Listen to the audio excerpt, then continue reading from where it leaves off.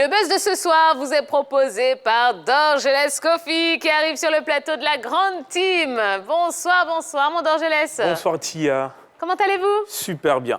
Bonsoir la famille. Bonsoir, vous êtes prêts Merci beaucoup. Bonsoir monsieur Dira Seydou. Bonsoir. Super. Vous êtes content d'être sur notre plateau? Ravi. Super. Allez, le football regorge de magnifiques histoires que le buzz vous propose de découvrir. Et celle du jour vous révèle l'histoire cachée des numéros fétiches. Lors de la Coupe du Monde 1954 en Suisse, la FIFA impose que chaque joueur sélectionné dispose d'un numéro qui lui est propre. Ainsi disparaît la correspondance avec les postes et s'ouvre l'ère des numéros personnels. Cristiano Ronaldo a presque été forcé par Alex Ferguson, entraîneur de Manchester United à l'époque, à reprendre le numéro mythique porté avant lui par George Best, Cantona et Beckham. Depuis, le Portugais est devenu CR7 dans le monde entier et son image associée à jamais à ce numéro. En arrivant au Real Madrid, Cristiano Ronaldo a pourtant dû patienter une saison pour récupérer le numéro 7, déjà utilisé par l'icône Raoul. Une mesure que le Portugais n'a pas eu besoin de reproduire, qu'il portait depuis son arrivée en 2015. Au Paris Saint-Germain, Kylian Mbappé est passé du 29 au 7 justement en hommage à CR7. Privé du numéro 9 par un certain Ronaldo R9, le Chilien Ivan Zamorano a fait alors de son maillot 18 un maillot légendaire avec le signe plus entre les deux chiffres. Original, n'est-ce pas? Léo Messi, lui, a endossé le numéro 10, laissé par Ronaldinho en 2008. L'Argentin a confié que le Brésilien le lui avait proposé. Avant de partir du Barça, Ronaldinho était venu me parler et il m'a dit qu'il réfléchissait à propos de certaines choses. Il avait en tête de partir et il m'a dit de prendre son numéro. Je l'ai pris sans même regarder ce qu'il avait pu réaliser sous ce maillot. Si je l'avais fait, je ne l'aurais pas pris. Né un 27 mai, Gervinho a tout simplement opté pour ce jour comme numéro de maillot. Et oui, on n'imagine pas, mais c'est vrai que les numéros de maillot ont souvent une histoire particulière avec le joueur qui le porte. Oui, avec l'histoire du football même dans l'ensemble. C'est en 1928 qu'il y a eu les premiers numéros sur les maillots. Le principe, c'est de distinguer, de permettre aux supporters de distinguer les joueurs sur le terrain. Et puis, c'est en 1939 que ça a été adopté par la Fédération anglaise. Et puis après, en 1954, et puis les choses ont évolué. Donc, c'est très important.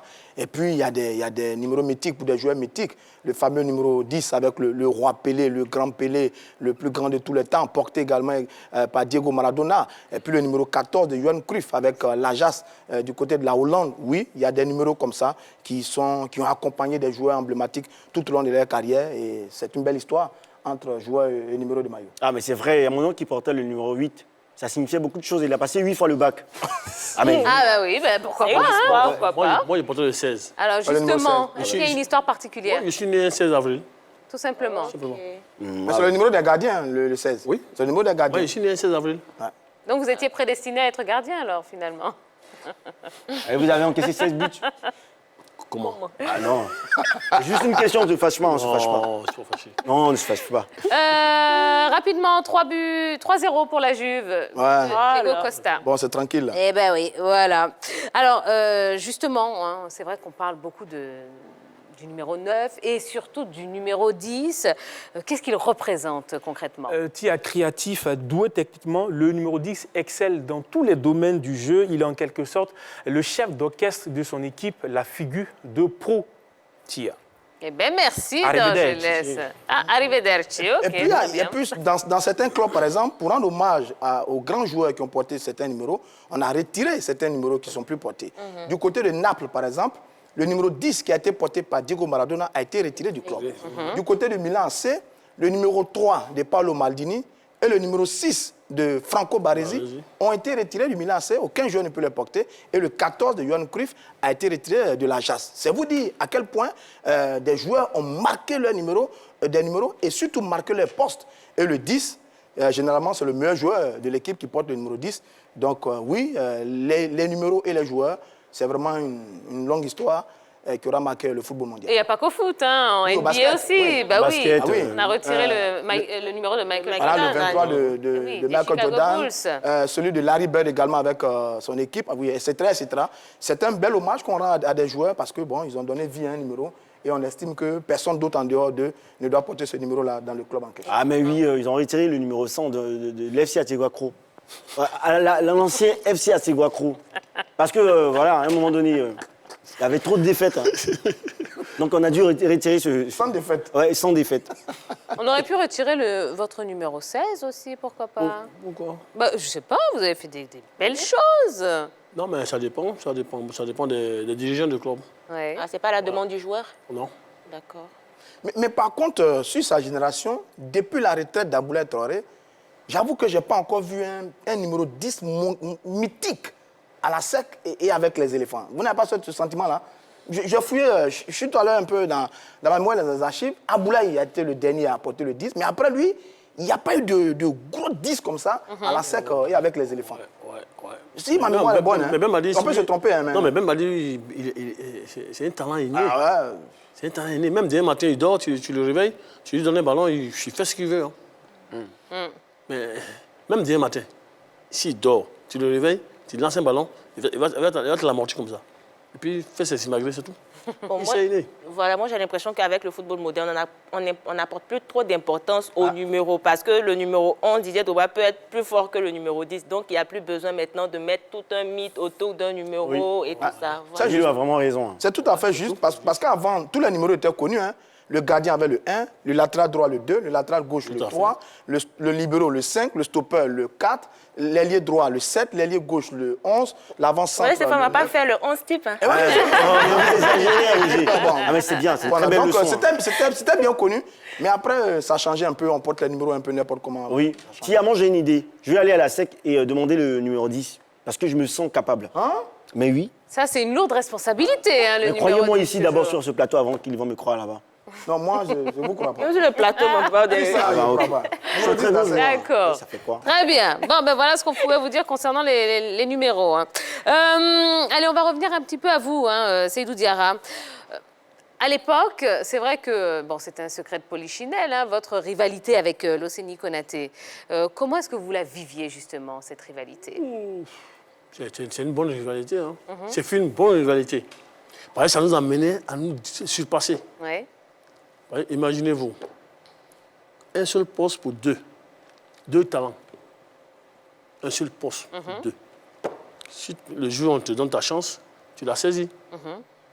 Si tu ne l'as pas saisi, l'autre prend la place, c'est tout. C'est tout. Mais c'était toujours quand même une rivalité positive. Tout à fait, c'est la seule qui Il n'y a est jamais eu de coup bas. négatif. Non, Négatif. Diarra, écoutez, nous on a reçu ici Badié Bagnon, Oui. l'un de vos héritiers. On a reçu également Ouattara Kaningui, l'ancien gardien de oui. la SEC, un peu votre génération, il était juste avant vous, Oui. qui nous ont dit qu'à la SEC, il y avait beaucoup de pratiques de fétiches. Hein. Vraiment là-bas, on faisait beaucoup de fétiches à la SEC. Fétiche. Et quand on dit ça, on cite souvent Seydou Diarra Bon. contre l'Océanie Konaté. Je vous titille un peu là. Je me mets au défi qui que ce soit. Mhm. Je peux donner des noms, mais coéquipiers avec qui je partagerai la chambre. Ils vont vous dire qui je suis réellement. Je ne triche pas. Je n'aime pas tricher. Moi, je suis un gagneur. Je suis venu à la SEC. J'avais le CENI. Ah, titulaire. Ben, on dit, mais tu vas faire quoi là-bas? Il dit, non, mais je vais tenter ma chance. Mais si quand le Sénat devient un jour, quand on dit, là, viens jouer, et non, il ne sort plus. Ça, c'est l'ambition. Parce que l'Océanie, c'était quand même un moment, un gardien, mais quasiment imbattable. Hein. Oui, mais après, mais quand je suis venu, depuis j'ai plus la place, jusqu'à ce qu'il quitte la SEC. Ouais. Moi, je dis, on ne s'amuse pas à son travail. Tu peux être fort, mais si tu ne travailles pas à l'entraînement, et puis tu ne mènes pas une vie décente, c'est sûr que tu réfléchis. Mais il faut travailler. Plus de travail. Pour aboutir à ce que tu recherches. C'est tout. OK. C'est ça.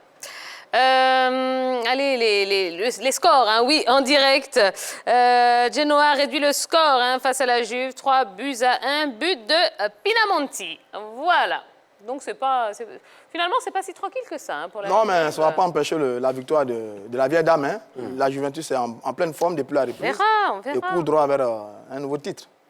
Alors, Seydou Diarra, aujourd'hui, avec le recul, est-ce que vous êtes satisfait de votre carrière en équipe nationale? J'ai dit non. Pourquoi? Non, parce que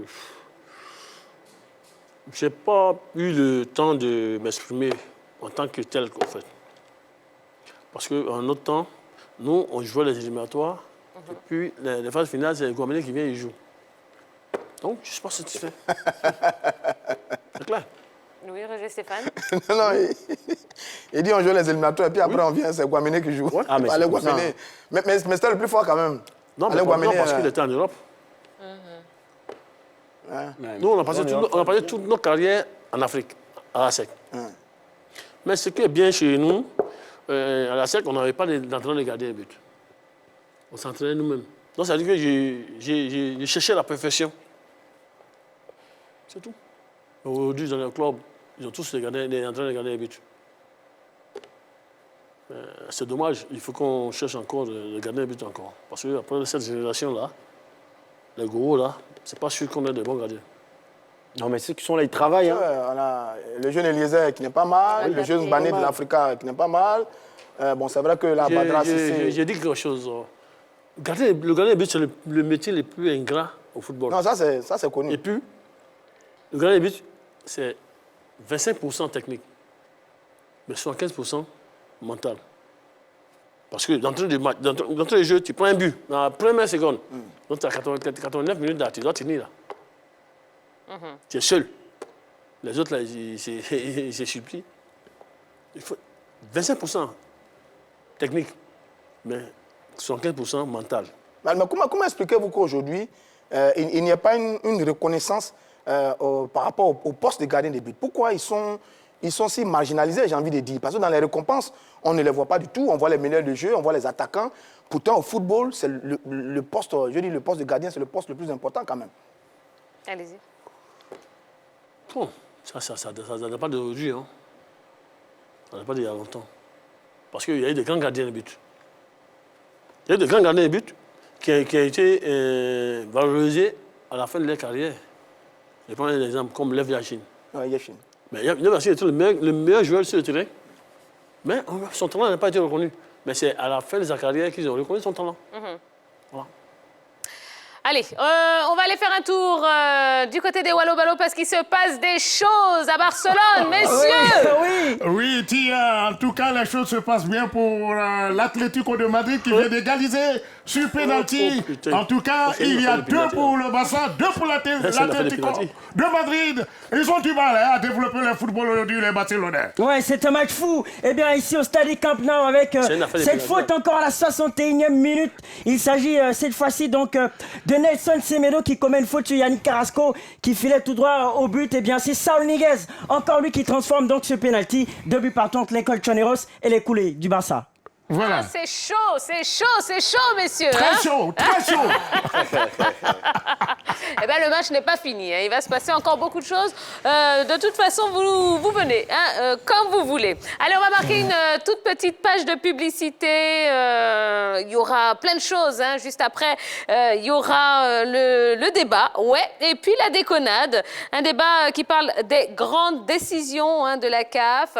Et on va en profiter pour dire au revoir à notre Jojo, mais qui va pas très loin, Jojo. Ah, hein. mais je suis là. Ouais, vous êtes là, On est mais pas vous allez quand même céder votre place à Henri Jo. Hein. Donc allez, ne bougez pas, on se retrouve juste après ça.